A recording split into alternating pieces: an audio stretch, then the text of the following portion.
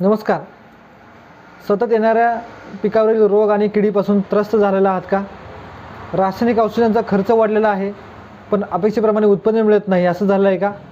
मग यासाठी आपण आज पाहणार आहोत बायोमिक्स या औषधासाठी. हे 14 प्रकारच्या सूक्ष्म जीवांचा समूह आहे. याच्यामध्ये बुरशी, रोग आणि कीड नियंत्रण करण्यासाठी 14 प्रकारचे सूक्ष्म जीवाणू आहेत. वसंतराव नाईक मराठवाडा कृषी विद्यापीठ परभणी यांच्या संशोधनातून हे शेतकऱ्यांसाठी अतिशय परिणामकारक आणि शाश्वत असं औषध निर्मित झालेलं आहे. याचा उपयोग आपण ऊस, आले, हळद, टॅमॅटो, सोयाबीन तसेच सर्व प्रकारचे पालेभाज्या आणि कडधान्य याच्यामध्ये करतो. केळी, फळबागा वगैरे सर्वांमध्ये उपयोग होतो याचा.